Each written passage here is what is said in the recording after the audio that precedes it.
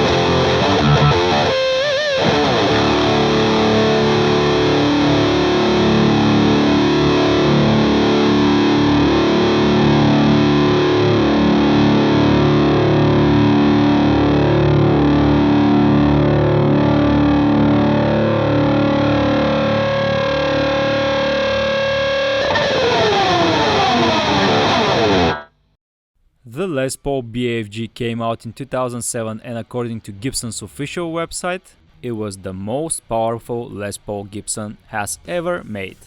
It came in a couple of finishes, the Trans Black, Trans Cherry and Trans Gold. The most distinguishable features are the rough chopped maple top and the wooden knobs. Also a P90 pickup in the neck position. The guitar was produced all the way to 2011 and you can see this is the old layout of the Gibson website. The new website layout was introduced somewhere around late 2008, early 2009. In that same year, Gibson have produced the Gary Moore BFG.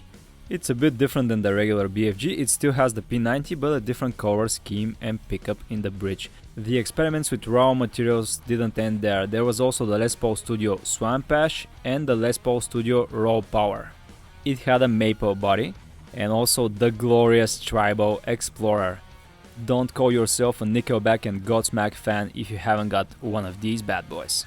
A couple of years later, in 2011, the Les Paul BFG Gator was introduced with the cool green finish, and alongside it, it was the Les Paul BFG with tremolo.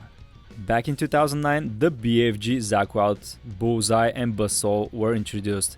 Instead of P90, it had a set of active EMG pickups, and a couple of cool Zakk Wylde finishes. Speaking of, Jeffrey Philip Wieland is an American musician known by his stage name Zakk Wylde.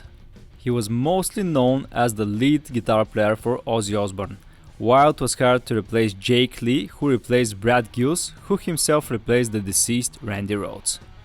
Much later in 1998, he became the founder, lead guitarist, lead singer, songwriter and producer of the heavy metal band Black Label Society. Somewhere around that time he also became a Gibson artist as they introduced his signature Les Paul Bullseye based on a 1981 Alpine White Les Paul Custom. If you haven't yet noticed, Zakk is a pretty cool and funny guy who can take your head off with one swing, but he will not, don't worry. Somewhere around 2015, Zakk Wylde left Gibson and started his own guitar company called Wylde Audio.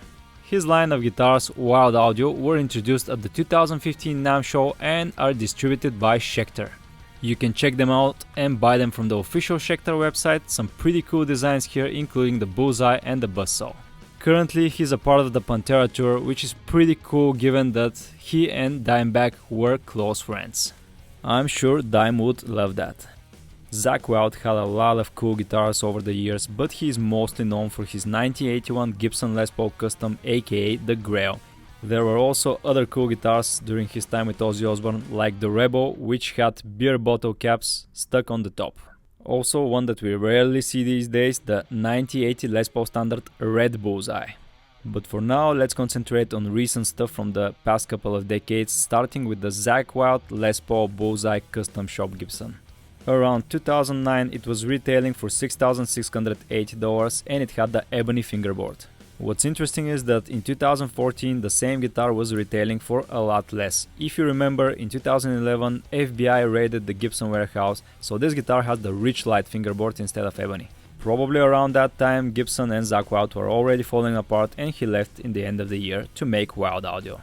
I remember I've tried this 2014 model in a guitar shop and I didn't like it too much. If I wanted to buy one, I would get the earlier versions, the more expensive ones.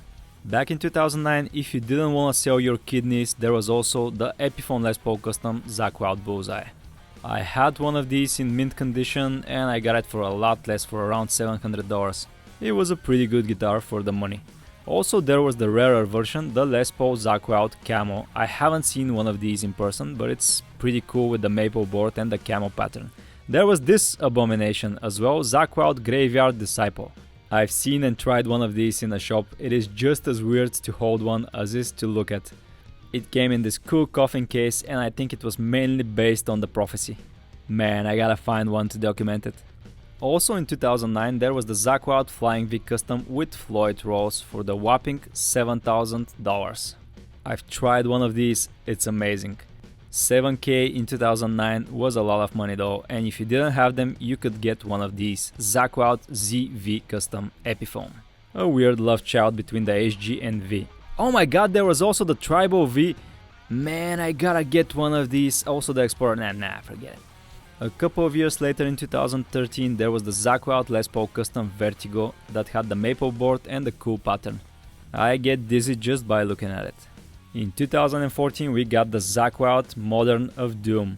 It was a good guitar, I've seen one of them in person, but definitely not for everybody with that weird shape.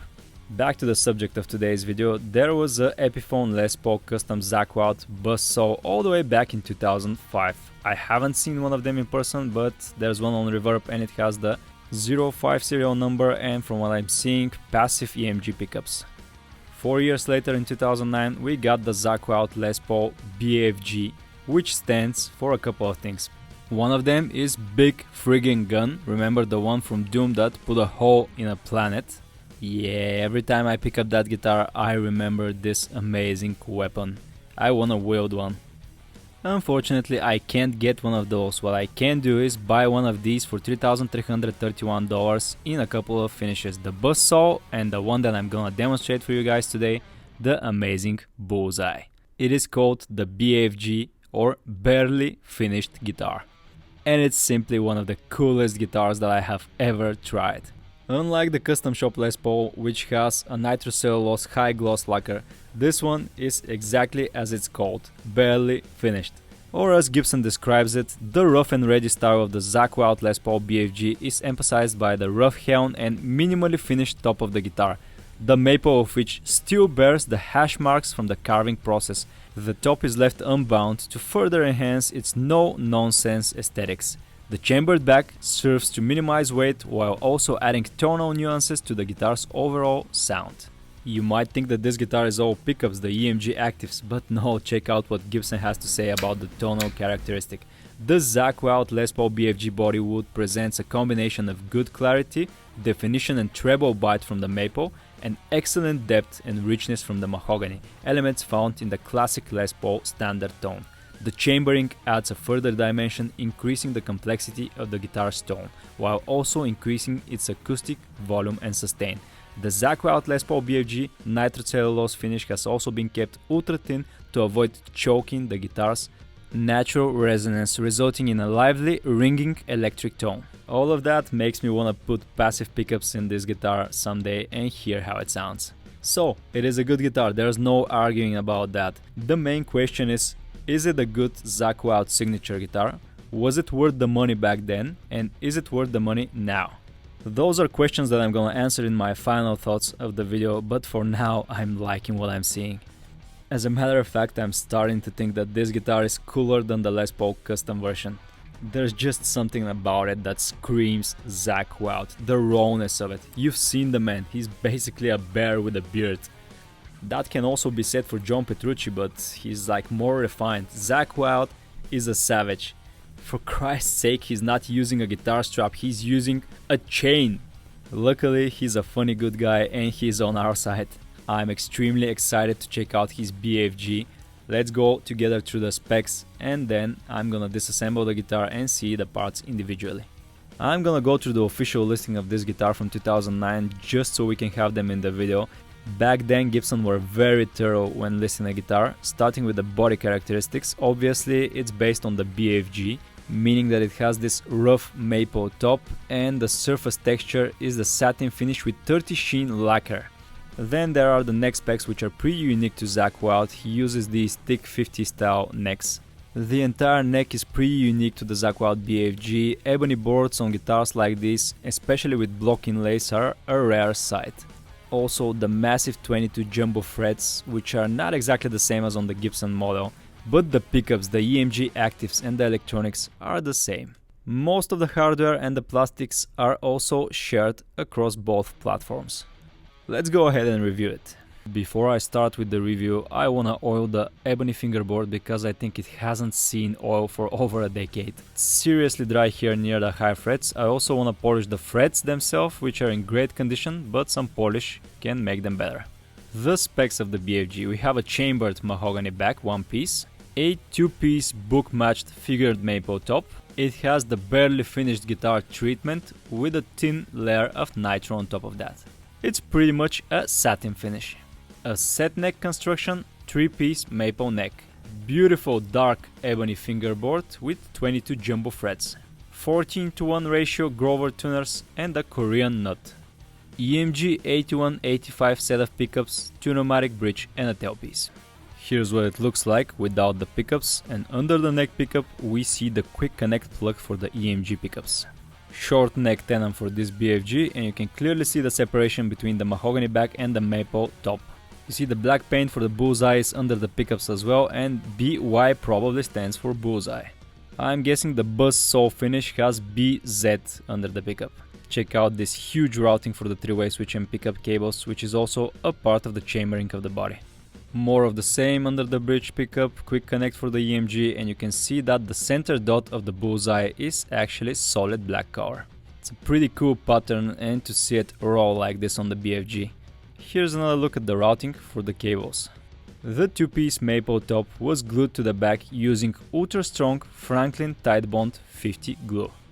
The pickup situation: EMG 8581 set for this BFG. I think at that point in 2009 the EMG Zakk Wylde set was not yet introduced. In the neck position we got the EMG 85, produced in late August of 2009 in USA, meaning that the guitar itself was made in the later months of 2009, as the serial number suggests. In the bridge position we have the EMG 81, made in September 2009. The EMG 81 has the silver logo, the EMG 85 has the gold one. Silly me, first when I measured the pickups I forgot to connect the quick connect plug to the EMG 81 in the bridge, so now we have the correct readings: 18.3 for the bridge EMG 81, and switching over to the neck 85 at 18k ohms. The middle position is 908. Pretty usual readings from an EMG set like this one. Black slanted pickup rings that are following the curvature of the maple top, short screws for the front pickup, long screws for the back. Here's a reminder of how the quick connect plug should look like. These 3 pins should be facing down. The shop that sent us this guitar was professional enough to remove the cap for the 3-way switch. These break easily during transport because the guitar jumps up and down in the case and it gets in contact with the switch tip. They've also loosened the string tension during shipping, so good thinking on their behalf. The bridge tone pot was loose, so I had to remove one of the speed knobs to tighten it. You see, when I apply some force to the nut like this, it moves, so I have to tighten it. The speed knobs are a little bit hard to remove sometimes, they are stuck, so I'm gonna show you a trick. Wrap it around with a cloth like this and pull up. Make sure the cloth grips the speed knob from underneath, and then it's easier to pull it up. It's always a good idea to hold the pot from the back while you're tightening the nut from the front. This way the pot will not rotate in the back cavity and break one of the lines. To pneumatic bridge and a tailpiece, I think the spacing is imperial, not metric, and if we check out the bridge, you see PW written down here. I've seen this bridge on a lot of Gibson guitars, seems to be in perfect working condition, and it weighs 54 grams, pretty solid. The hardware has a chrome finish, same goes for the tailpiece, nothing written on the back of it, no instrument mark, pretty substantial, actually one of the heaviest tailpieces that I've ever seen, yep, 88 grams. Let's talk about the BFG aspect of this guitar, and remember what it stands for: barely finished guitar. You can see that when you check out the top up close. The two-piece book-matched maple top is pretty rough to the touch. But that's the general idea of it, to look rough, to look tough, unfinished. To emphasize the natural roughness of it, there's almost no nitrocellulose lacquer on it. There's only a thin layer, 30 sheen, as I already mentioned, that makes it look like a satin finished guitar. You see that it's not high gloss, it's not reflecting light so much, it is satin. Combine that with some minor signs of use and you get this warm finish, which is, in my opinion, super cool. To make it look even more natural, rough and rugged, Gibson didn't include their signature binding around the top. Usually I'm a huge fan of body binding, but in this case I think it looks stunning. Rough and rugged, just like Zakk Wylde. Having such a thin finish and not having binding though creates this little gap between the fingerboard and the maple top. However, with the overall aesthetics of the guitar, these are issues that I don't think anybody would mind. Then there's the three-piece maple neck with a set neck construction and a big chunk of ebony glued to it. It's pretty rare to see ebony on a Gibson USA guitar. No binding for the fingerboard, again to accentuate this no-nonsense rough BFG look. It's no coincidence that ebony is used on the Gibson Les Paul Custom Bullseye. Acrylic side dots, 22 massive jumbo frets, just the way Zakk likes them, and you see that? Block inlays on the Gibson USA. Gibson used acrylic block inlays on the BFG to make it resemble the Gibson Les Paul Custom Bullseye. The main difference is that the Les Paul Custom has mother of pearl inlays, these are plastic acrylic, which is a normal thing for a Gibson USA made guitar, consistent throughout the entire fingerboard, well made inlays. The ebony board is more porous towards the last frets. This is the original nut, it's made out of material called Korean and it flushes perfect with the fingerboard, neck and headstock. The headstock is connected to the neck at a 70 degrees angle, it has a satin veneer glued to that maple. Then on the front side of the headstock we have Les Paul model gold silkscreen and the Gibson logo also gold silkscreen. Grover 14:1 ratio chrome tuners, and that 70 degree angle is supposed to help with tuning stability. A traditional one-way truss rod and a unique cover for it, Zakk Wylde BFG. And I want to remind you have to be careful with this, somebody already cracked and tried to glue this one. Don't over tighten the screws when you're mounting them to the headstock like this. Just rotate the screw until it catches and then don't over tighten or you will break them. These are pretty unique and you cannot replace them. The nut is 1.69 inch wide. The 12th fret is at 2.07 inches. First fret thickness relatively thin and comfortable at 0.82 inch. The 12th fret is considerably beefy. This is Gibson Les Paul standard territory at almost an inch. The body is about 4 mm thinner than the Gibson Les Paul Custom, but this is because of the finish. This has only one layer of nitro. A curved top so it gets thicker at some spots. The usual distance between the pickups for a Gibson Les Paul at 60 mm approximately. As expected, a traditional Gibson Les Paul radius of 12 inches. Here's what the neck profile looks like. Even though it's a chunky neck, it is comfortable to me at least around the first frets, even though it doesn't have a volute. But the 12th fret is chunky just as Zakk Wylde prefers it. Back of the guitar has some cool stuff going on as well. Still has that 30 sheen, thin layer of nitro achieving that satin finish. What's important is that the back is made out of a single piece of mahogany and that's expensive. Here's what the cavity for the 3-way switch and the routing for it look like. A neat looking electronics compartment with these are the leads for the 9-volt battery We have the EMG pots that are soldered, and I see a ground wire coming from the bridge up here. Some capacitors for the tone pots. There's 1240 written near the neck tone. I don't know what's this about, some production number probably.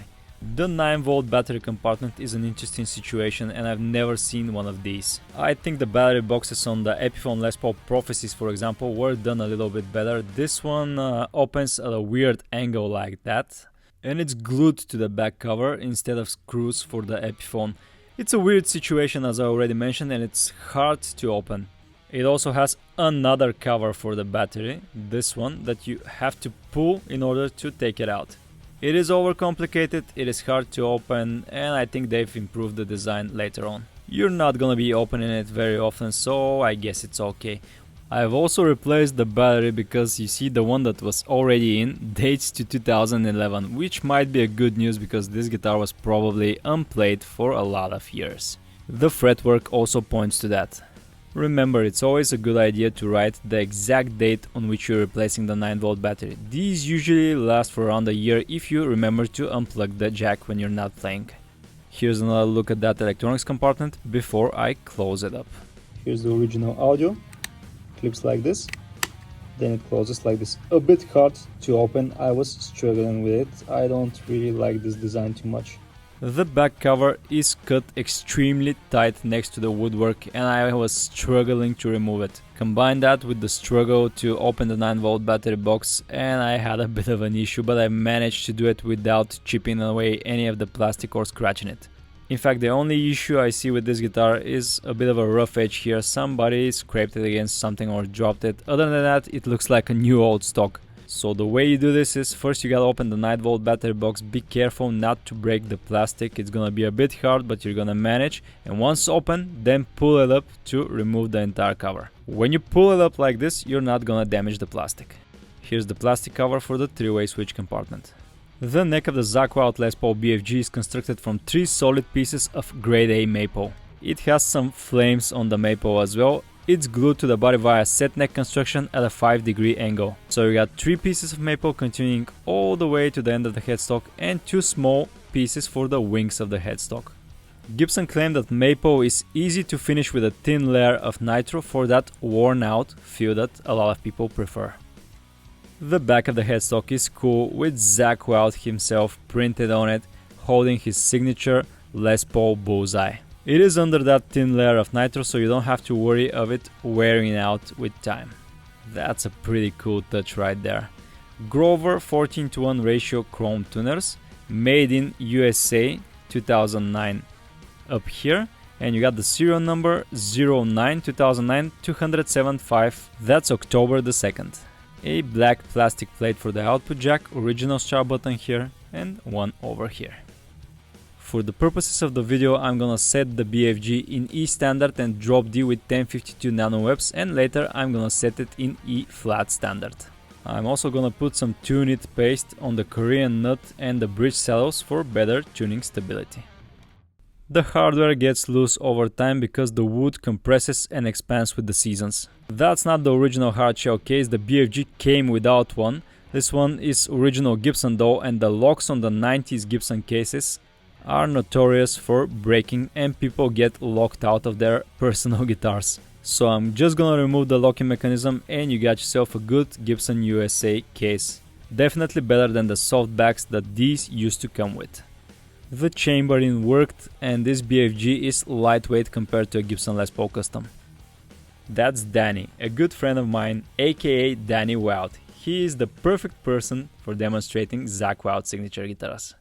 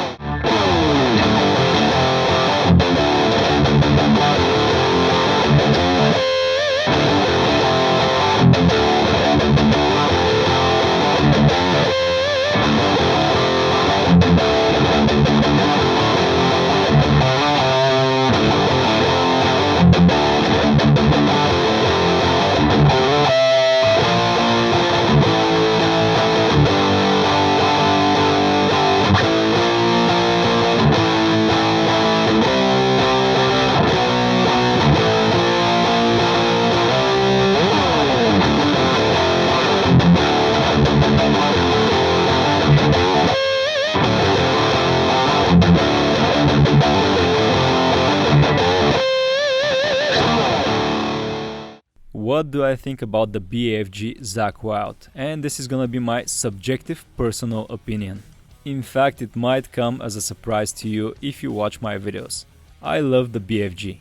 Here's the shocker, I like it more than the custom shop Bullseye that I've tried a couple of years ago. And here's the thing, the Les Paul Custom is obviously my favorite guitar. This is my personal 2008 Les Paul Custom and it's pretty close to the Zakk Wylde signature. Obviously the thin mahogany neck is different, the Bullseye has a thick maple neck. Obviously the graphics are missing and it doesn't have the EMGs, but I had EMGs in this one and I already own 5 Les Paul Customs. A BFG is more unique to me. In fact, around 2017 I had the opportunity to buy the custom shop Bullseye, but both me and the person who owns the BFG passed on that opportunity. I think it was a 2015 model and the reasons that I've passed was that first of all it had rich light fingerboard, the BFG has ebony and that's important for a collector's item, so I owned a couple of Les Paul Custom and I didn't feel that the Bullseye was unique enough as the BFG for example. However, if I find an early model Bullseye, I would buy both of these guitars. And now for my objective opinion, and I'm gonna start with the only thing I don't like about this guitar. The fact that it doesn't come with its own hard shell case. Yes, these used to ship with a soft back and a couple of documents with the pre-pack checklist, and that's it. I understand the cost cutting though because the BFG was already pushing a lot of financial boundaries. It was using nearly as high grade materials as the Gibson standard. And around that time the 2008-2009 Les Paul standard was with MSRP around $500 more than the BFG. It also came with a high gloss nitro finish and a hard shell case. I'm sure the prices in various retailers were a lot lower than the MSRP of $3,300 back in 2009. My guess would be around $2,000-$2,500 with all the deals and such. And if you haven't seen or tried one in person, only looking at it by the pictures, you might think, wow, that's a lot of money, it's not even the custom shop. Well, here's the thing, it's not a lot of money, it was actually a pretty good deal back then. And here's the good news, they're a great deal even today because they go for around the original MSRP of $3,300. If you manage to buy one outside of Reverb, you can get them for even less. And I can tell you, this is a highly desirable guitar. 3 days after it was listed on Reverb, there were already around 50 watchers. As soon as I posted the pictures on the Gibson Facebook community page, there were 2 guys in my messages wanting to buy it. In conclusion, the BFG is an amazing guitar, a great Zakk Wylde signature, and an almost perfect collector's item that's gonna increase its value over time.